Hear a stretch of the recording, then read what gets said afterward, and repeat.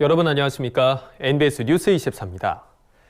지난 9일과 11일 강원도 화천에 위치한 양돈 농장에서 아프리카 돼지열병이 발생하면서 정부는 인접 시군 농장 및 확진 농장과 역학관계가 있는 농장에 대해 정밀 검사를 실시했습니다. 검사 결과 모두 음성으로 확인되면서 추가 확진은 멈춘 상황입니다.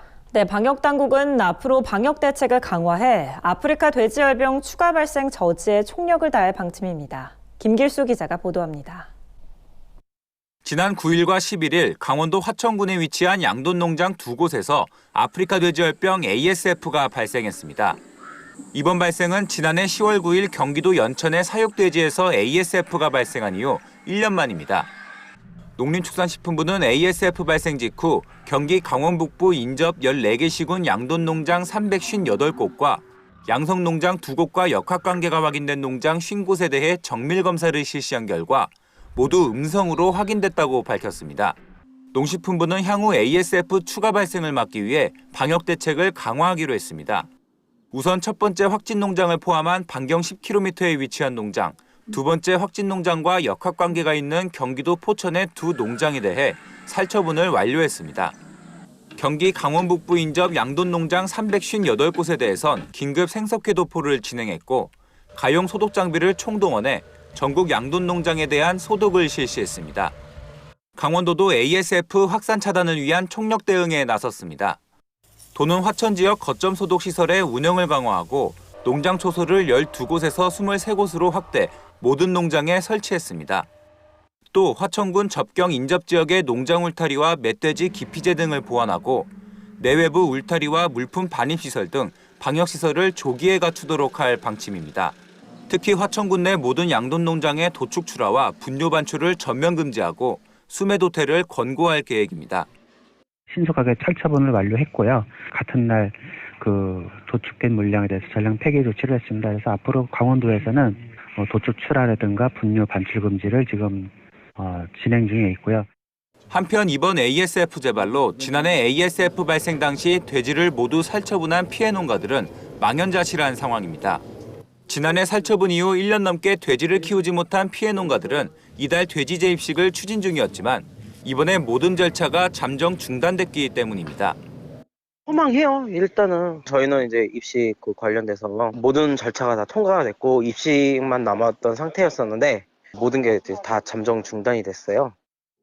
농식품부는 향후 양돈 농장에서 ASF가 추가 발생하지 않고 안정화되면 재입식을 다시 논의한다는 방침입니다. MBS 뉴스 김길수입니다. 국회 농림축산식품해양수산위원회는 한국농어촌공사와 한국농수산식품유통공사 등을 대상으로 농업 분야 두 번째 국정감사를 실시했습니다. 이날 국정감사장에서는 농업용수 관리와 농축산물 온라인 유통 활성화 방안 등을 두고 여야 의원들의 날카로운 질의가 잇따랐습니다. 보도에 강창호 기자입니다. 올해 54일간 이어진 역대급 장마와 연속해서 한반도를 강타한 태풍까지 그 어느 때보다 물 관리에 관심이 쏠린 해였습니다. 이런 관심을 대변하듯 국회 농해수위 농업 관련 공공기관 국정감사에선 한국농어촌공사를 향한 매서운 질의가 이어졌습니다. 서삼석 더불어민주당 의원은 올해 농업 농촌의 아픔을 남긴 수해가 예방 가능한 재난이었다고 지적했습니다. 서삼석 의원은 올해 펌프장 위치가 제방보다 낮아서 침수된 시설만 22개소로 204억 원의 재산 피해가 발생했다고 꼬집었습니다. 이 때문에 발생한 논침수 피해도 19억 원에 달하는 것으로 나타났습니다. 310개가 남아있는 것에 대해서 사전에 로드맵에 따라서 예산을 확보해서 현실화시키지 못한 것도 문제지만 단 한 곳이라도 예방할 수 있음에도 불구하고 여러분들의 노력 부족으로 인해서 농민들은 침수 현상을 겪었다고 말해요. 수해가 같은 지역에서 반복적으로 나타난 것을 두고도 농어촌공사의 책임론이 나왔습니다. 정운천 국민의힘 의원은 섬진강댐 방류로 인해 피해를 입은 영산강 하구 지역은 인재라고 지적했습니다. 농어촌공사가 피해 예방책 마련에 소홀했다는 겁니다. 5천억 정도를 항상 계획된 예산이 들어가야 되는데 예산 한 3천억밖에 안 돼서 그런 건지 10년 동안 이 대책에 대해서 대비를 못하고 한국농수산식품유통공사에 대한 여야 의원들의 질의도 이어졌습니다. 최인호 더불어민주당 의원은 한국농수산식품유통공사가 온라인 유통 지원 사업을 보다 확대해야 한다고 지적했습니다. 최인호 의원은 코로나19의 영향으로 올 상반기 온라인 쇼핑이 전년 대비 4조 원 가까이 증가한 데 비해 온라인 유통 지원 사업은 3년간 122건에 불과하다며 언택트 시대에 대한 대비가 부족하다고 주장했습니다. 이 AT의 온라인 유통 지원 정책 실적이 성장 속도에 못 미치고 있다 하는 지적을 드립니다. 앞으로 이 온라인 직거래가 활성화될수록 과도한 유통 비용을 줄여서 농산물 유통이 좀 농민들에게 직접적인 수익으로 증가될 수 있는. 또 농해수위 의원들은 로컬푸드 직매장 등 지역 농산물 판매 확대를 위해 한국농수산식품유통공사의 역할 강화가 필요하다고 주장했습니다. 김선교 국민의힘 의원은 로컬푸드 직매장 전수조사 결과 지역 농산물 판매 비중이 50% 이하인 곳이 4곳이며 매출이 지속적으로 감소하는 매장이 13곳에 달한다고 지적했습니다. 로컬푸드 직매장의 경쟁력을 높이기 위한 방안 마련이 시급하다는 겁니다. 지역 농산물 판매 비중이 아주 약해요. 잘 고려를 해서 광역적으로 이렇게 해갖고 안배를 하는 것이 엄청나게 중요하다. 이런 생각을 저도 하고 있거든요. 그래서 이 밖에도 국회 농해수위 국정감사에서는 농업용 저수지 수질 관리, 국산 신선 농산물 수출 확대 방안 등에 대한 질의도 잇따랐습니다. MBS 뉴스 강창호입니다. 국내 귀농귀촌 인구가 최근 4년간 감소 추세에 있는 것으로 조사됐습니다. 이대로 가다가는 지방 소멸이 현실화할 수 있다는 위기감이 높아지고 있는데요. 정부 차원의 귀농귀촌 활성화 대책 마련이 시급해 보입니다. 김민경 기자가 보도합니다.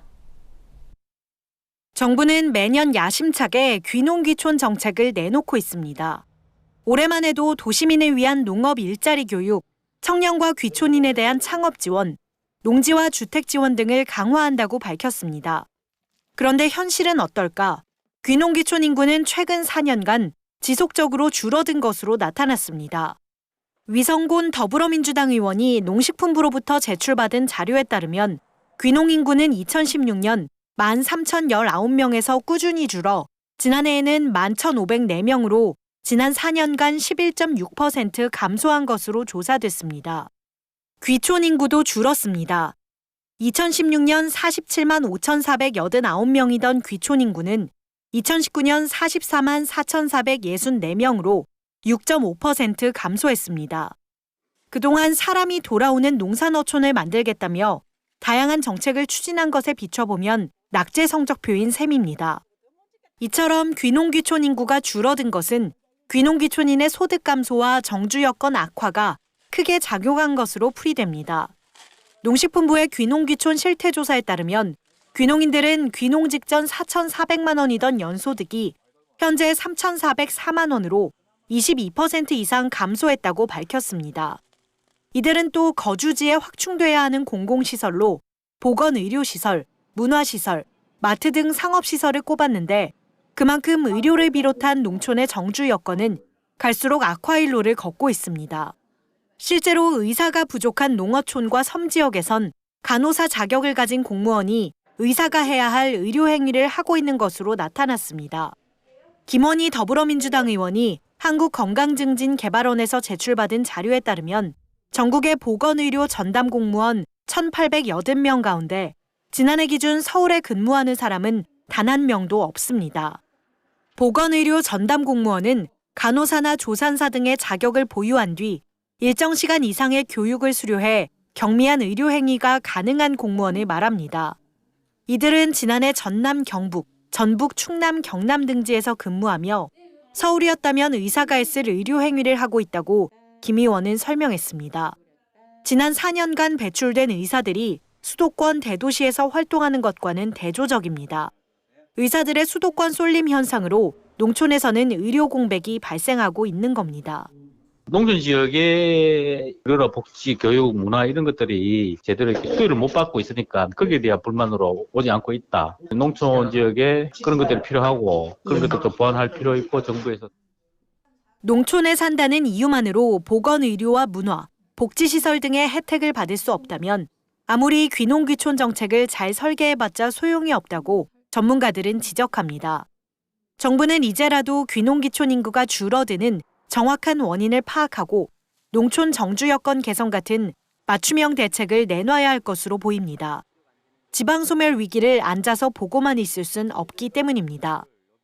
NBS 뉴스 김인경입니다. 농민들의 손과 발이 돼주는 농기계에는 형식 표지판이 부착돼 있습니다. 그런데 이 형식 표지판은 쉽게 탈부착되기 때문에 업체들이 제조 연월을 속여도 알 수가 없어서 농민들의 우려가 커지고 있는데요. 최근 농기계의 중요 정보를 각인하는 내용의 개정안이 발의돼 주목받고 있습니다. 남수지 기자가 전합니다. 농촌에서 없어서는 안 될 농기계입니다. 현행법상 농기계에는 제조 연월, 제조 번호 등의 정보를 금속이나 스티커로 만든 형식 표지판에 명시해 본체와 엔진에 부착해야 합니다. 법률에 규정된 형식 표지판 부착 대상은 트랙터, 굴착기 등 4개 기종입니다.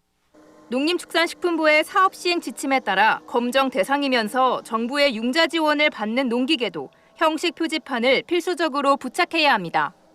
콤바인 등 대부분의 중대형 농기계에도 형식 표지판을 붙여야 하는 겁니다. 하지만 형식 표지판이 금속이나 스티커로 제작돼 탈부착이 용이하다는 점에서 제도적 허점이라는 지적이 꾸준히 제기됐습니다. 기계의 기능이 큰 차이가 없다면 외관만으로는 농기계의 제조 연도를 알 수 없기 때문입니다. 농기계 업체에서 형식 표지판을 교체해 제조 연도를 속이면 농민들은 제값을 주고 구형 농기계를 구매할 수밖에 없는 겁니다. 더불어민주당 윤재갑 의원이 이런 제도적 허점을 보완하기 위해 농업기계화 촉진법 개정안을 발의했습니다. 윤 의원은 농기계 제조 연월 조작을 사전에 차단하고 농민의 피해를 방지할 법적 근거를 마련했다고 밝혔습니다. 개정안을 살펴보면 농업기계도 자동차와 같이 본체나 엔진의 제조 연월 등 중요 정보를 타각토록 하는 규정이 담겨 있습니다. 규정을 위반할 경우에는 최대 1,000만 원의 과태료를 부과토록 했습니다. 결국 농민의 금전적 피해로 돌아갈 수밖에 없는 상황입니다. 이에 농기계도 자동차처럼 본체나 엔진의 제조 연월 등 중요 정보를 타각하여 조작을 사전에 차단함으로써 최근 농기계 업체에서 제조 연월을 조작해 판매한다는 의혹이 잇따라 제기되면서 농민들의 우려가 갈수록 깊어지는 가운데 이번 개정 법안에 따라 농민들의 피해를 줄일 수 있을지 귀추가 주목됩니다. MBS 뉴스 남수지입니다. 올해 기상 악화와 병충해로 어려움을 겪은 과수농가가 많은데요. 정보통신 기술을 이용해 사과 재배 환경을 관리하고 병충해 예방에도 도움을 얻고 있는 농장이 있다고 합니다. 기획보도 디지털 농업 4.0 시대를 연다. 오늘은 경기 파주시의 사과 스마트팜을 가봅니다. 손현진 기자입니다. 수확기를 맞은 경기 파주시의 한 사과 농장. 붉게 잘 익은 사과가 나무마다 주렁주렁 달려 있습니다. 이 농장을 11년째 운영하는 명승희 씨는 가뭄과 시나노 골드 사과를 총 4,000평, 13,000여 제곱미터에 재배하고 있습니다. 이곳에선 노지 재배와 함께 비가림 하우스 형태의 스마트팜이 1,000평, 3,300제곱미터 규모로 운영되고 있습니다. 이 시설은 비가 오면 자동 센서가 빗물을 감지해 자동으로 천창이 닫힙니다. 비가 올 때마다 사람이 나서서 할 일을 덜어주고 올해 유난히 길었던 장마와 태풍 영향을 줄이는 데도 한몫했습니다. 태풍도 한 3개가 지나갔고 장마도 굉장히 길었던 해인데 비가림을 통해서 비를 맞추지 않고 하다 보니까 그래도 확실히 병 발생이 전혀 없고요. 타 지역에 비해서 품질도 괜찮게 나온 올해 확실히 득을 좀 많이 본 것 같아요. 특히 이 농장에는 재배 환경을 측정하는 센서가 곳곳에 설치돼 있습니다. 이 센서들은 토양 온습도와 산도, 전기 전도도 등을 측정해 휴대폰 앱으로 시시각각 전송해 줍니다. 시기별로 쌓인 데이터는 재배 환경 변화를 파악하는 데 쓰입니다. 이 농장이 위치한 파주 지역은 다른 사과 산지에 비해 기온이 낮아 자칫하면 냉해로 인한 생육 불량이 발생할 수 있습니다. 때문에 나무를 육안으로 관찰할 뿐 아니라 환경 데이터를 함께 참고하면 농장 상황을 정확히 파악해 대응할 수 있다고 명 대표는 설명했습니다. 기상청이라는 건 너무 막연해요. 실제로 그 파주시에 나온 온도랑 저희 농장의 실제 온도는 다르거든요. 그러니까 내 농장에다가 그런 여러 가지 센서들을 도입을 해가지고 몇 년간 축적시킨다면 이게 어떤 하나의 데이터가 돼서 어떤 식으로 대비를 해야 될지를 조금씩은 알 수 있는 거죠. 농장 내부에 설치된 카메라들은 예찰 활동에 활용됩니다. 덕분에 사람이 직접 나무를 관찰하는 수고가 덜 들고 생리장애나 병충해 감염에 빨리 대응할 수 있습니다. 스마트팜으로 절약한 노동력을 생산성 증대에 투자하면서 시설 도입 이전에 비해 단위 면적당 생산량은 10kg에서 13kg으로 30% 증가했습니다. 이곳에서 출하한 사과는 전량 직거래로 판매됩니다. 사과 당도가 높아 즐겨 찾는 소비자들이 많기 때문입니다. 명 대표는 사과 재배에 데이터를 접목한 덕분에 농사 비법을 지속적으로 발전시킬 수 있다면서 이제는 하늘만 믿고 농사 지을 필요가 없다고 강조했습니다. 데이터에 기반을 둔 스마트 영농은 관행농법의 한계를 극복하고 기후변화에 대응해야 할 농민들에게 큰 도움이 될 것으로 보입니다. MBS 뉴스 손현진입니다. 다음은 간추린 뉴스입니다. 농림축산식품부는 2021년 곤충산업 육성지원사업 공모에서 전북 장수군 등 2개 부문 5개 지자체를 최종 선정했다고 최근 밝혔습니다.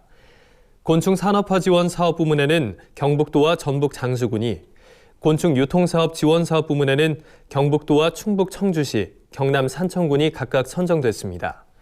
선정된 대상지에는 한 곳당 최소 240만 원에서 최대 700만 원의 사업비가 지원됩니다. 농식품부 관계자는 곤충산업 육성 지원 사업을 통해 지역별 곤충 농가의 거점 규모화가 이루어지고 곤충 제품 유통의 영세성이 극복되길 바란다고 밝혔습니다. 경기농협지역본부가 지자체 지역농협과 협력해 벼수매통 보급 사업을 펼쳐 농가와 농협 미국 종합처리장으로부터 큰 호응을 얻고 있습니다. 벼수매통은 수확한 산물벼를 최대 2톤까지 담아 건조 저장 시설이나 RPC로 운반할 수 있는 철제 제품으로 경기도와 경기농협은 23억 9천만 원을 투입해 도내 농협 RPC, 지역 농협 등 18곳에 수매통 4,168개를 공급했습니다. 양대석 화성조합농협조합장은 수매통은 인건비 절감 효과는 물론 작업 안전성도 크게 개선돼 호응이 크다며 앞으로도 농촌 현장의 다양한 애로사항을 발굴해 해결하겠다고 밝혔습니다. 한국농수산식품유통공사가 최근 전남도청에서 전남도 고흥군과 함께 고흥 스마트팜 혁신밸리의 성공적인 사업 추진과 조성을 위한 3자 간 업무 협약을 체결했습니다. 이번 협약에 따라 전남도와 고흥군은 난방형 스마트팜 모델을 기반으로 혁신밸리를 조성하고 AT는 17개 해외 지사의 다양한 수출 인프라를 활용해 스마트팜에 적합한 신규 유망 품목을 적극 발굴해 나갈 계획입니다. 식품의약품안전처가 8일 축산물 해썹 인증제를 전면 시행하며 축산물 안전관리 강화에 나섰습니다. 이에 따라 앞으로 축산물도 해썹 인증 전문기관인 한국식품안전관리인증원의 심사를 거쳐 해썹 인증을 받게 됩니다. 식약처 관계자는 축산물의 해썹 기준 준수를 제고하기 위해 우수 해썹 축산물 업체에 대한 인센티브도 확대할 계획이라며 축산물에 대한 해썹 적용을 확대해 위생적이고 안전한 먹거리가 제공될 수 있도록 최선의 노력을 다하겠다고 밝혔습니다.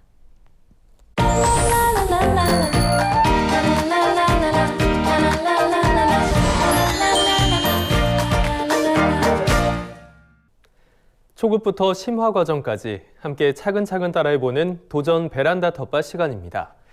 코로나19 장기화로 여가 활동을 위한 외출이 줄면서 새로운 여가 생활로 집안에서 직접 심고 키워 먹는 베란다 텃밭에 도전하는 분들이 많이 늘고 있습니다. 네, 오늘 도전 베란다 텃밭에서는 두 번째 순서로 입문용으로 적합한 텃밭 작물과 재배 요령에 대해서 현장에 나가 있는 남수지 기자가 자세히 알려드립니다. 이맘때면 베란다 텃밭을 가꿔보려는 분들 많으실 텐데요. 그렇다면 오늘 내용에 주목해보시는 것도 좋을 것 같습니다. 그럼 베란다 텃밭 전문가 박희란 대표님 모시고 함께 이야기 나눠보겠습니다. 대표님 안녕하세요. 네, 안녕하세요. 네, 대표님 오늘 베란다 텃밭 가꾸기에 대해서 본격적으로 알려주신다고 들었는데요. 먼저 베란다 텃밭은 언제 시작하는 게 가장 좋을까요? 최적의 계절이라든지 아니면 주의해야 될 사항이 많은 계절이 따로 있을까요? 네, 지금 가을이 초보자분들이 하시기에 굉장히 좋은 계절인데 여름에는 장마가 굉장히 길고 그래서 실내 습도가 높아지기 때문에 사계절 중에서도 가장 주의를 하셔야 되는 계절이고요. 베란다도 겨울에는 추워지기 때문에 커튼을 친다든지 그리고 요즘에 그 진공 포장재 같은 걸 붙여놓기도 하시잖아요. 그렇게 해주시면 온도를 한 2, 3도가량 올릴 수 있기 때문에 좀 추운 베란다는 그런 조치를 해주시면 더 좋을 것 같습니다. 네, 그럼 베란다 텃밭을 처음 도전하는 분들에게는 지금이 바로 최적기라고 할 수 있겠네요.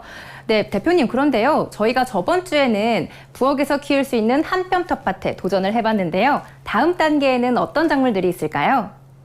네, 다음 단계로는 잎채소를 해보시면 좋을 것 같은데요. 잎채소 중에서도 잎이 좀 도톰한 종류의 채소를 골라주시면 되는데요.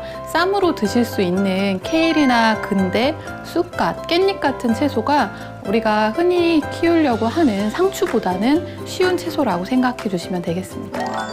네, 대표님, 그렇다면 오늘 재배해볼 잎채소들은 어떤 작물들인가요?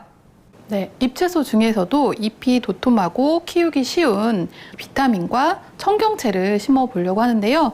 이 용기에 이제 흙을 채워 주실 건데요. 흙은 이 높이에 3분의 2 정도를 넣어 주셔야 돼요. 흙을 이렇게 넓게 펼쳐 주시고요. 이 흙에 심을 자리를 지정을 해 주셔야 되는데 자리를 살짝만 손으로 눌러 주시고요. 이제 씨앗은 2-3개를 넣어 주겠습니다. 흙은 씨앗 크기의 한 2-3배 정도로 덮는다 생각을 하시고 얇게 덮어주시고 분무기로 살짝씩 위에만 젖도록 촉촉히 적셔주시면 됩니다.